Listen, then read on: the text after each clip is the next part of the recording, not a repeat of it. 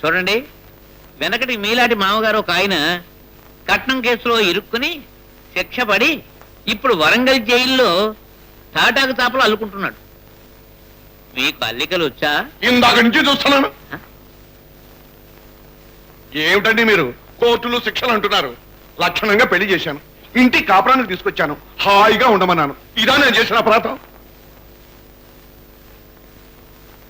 కట్నం పుచ్చుకున్నారా? కట్నం ఏంటండి? బోడి కట్నం. కట్నం అంటారేంటండి? కట్నం ఎంబీబీఎస్ చదువుకున్న కుర్రాడికి, అంకెల ఆదిశేషయ్య కొడుక్కి ఆఫ్టర్ ఆల్ 40,000 పెద్ద కట్నమా? ఇంత పెద్ద ఇస్తట్లో ఇంత ఉప్పేసినట్టు. బ్లడ్ ప్రెషర్ ఉన్నప్పుడు ఇంత ఉప్పు కూడా నిషేధమేనండి. కట్నం పేరుతో గడ్డిపరక తీసుకున్నా చట్టరీత్యా నేరమే. మీరు పుచ్చుకున్నారా లేదా అన్నదే నా పాయింట్. ఏమండి జగన్నాథం గారు, ఈయన కట్నం పుచ్చుకున్నారా లేదా? అదిగో ఆయన గుమాస్తా గారు గురునాథం గారు పక్కనే ఉన్నారుగా, ఆయన అడగండి. ఏం గురునాథం గారు? అక్కడికి మిగతా 1,60,000కి ప్రామిసరీ నోట్ రాసి ఇవ్వకపోయినా ఒప్పుకున్నారు కదమ్మా. అంతకన్నా ఏం చేయగలరు పాపం మా అయ్యగారు లాయర్ గారు. కట్నం నీకు పొందా? అదేదో వాడు బహుమానంగా ఇచ్చింది, కాదలేకపోయాం. మంచిదే. ఈ సాక్ష్యాల ఆధారంగా కోర్టు వారిచ్చే ఆ బహుమానం కూడా పుచ్చుకుని వరంగల్ జైల్లో తాటాకు చాపలు అల్లుకుంటూ కూర్చోండి. ఏమిటండి మీరు? వాద ప్రతివాదనలు నాకు అనవసరం. నా నోటీస్ ప్రకారంగా సదరు మీ అబ్బాయిని నా క్లయింట్ అయిన లక్ష్మికి అప్పచెప్పేసి వెళ్ళిపోండి. ఏమిటండి అబ్బాయిని అమ్మాయికి అప్పచెప్పడం ఏమిటండి?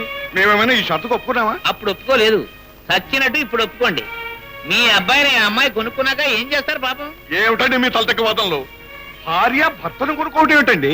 బహుమానంగానో భాగ్యంగానో మీరు అనుకున్న 40,000 రూపాయలు పుచ్చుకుని మీ అబ్బాయిని వారి అమ్మాయికి ఇచ్చేశారు కదండి. మా అబ్బాయిని వాళ్ళ అమ్మాయికి ఇవ్వటం ఏంటండి? వాళ్ళ అమ్మాయినే మా అబ్బాయికి ఇచ్చి కన్యాదానం చేశారు. అలాగా? ఇదిగో బాబాయ్ గారు శుభలేఖ. ఆదిశాషయ్య గారు, ఈ శుభలేఖ వేడపెళ్లిదేగా? అవును. మీరు చూసి ఆమోదించిందేగా? అవును. చదవండి. ఎందుకని చదవటం? అబ్బా చదవండి. స్వస్తి శ్రీ చంద్రమాన భాద్రపద నామ పేర్లు పేర్లు పేర్లు. మా రెండవ కుమారుడు చిరంజీవి మురళీమోహన్, ముత్యాల జగన్నాథం బాబు గారి రెండవ కుమార్తె చిరంజీవి సౌభాగ్యవతి లక్ష్మీదేవికి ఇచ్చి. ఉండండి.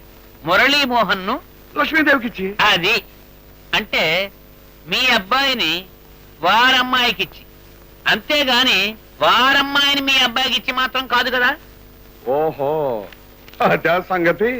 సరే, ఎవరెవరికిచ్చో నేను తెలుస్తాను.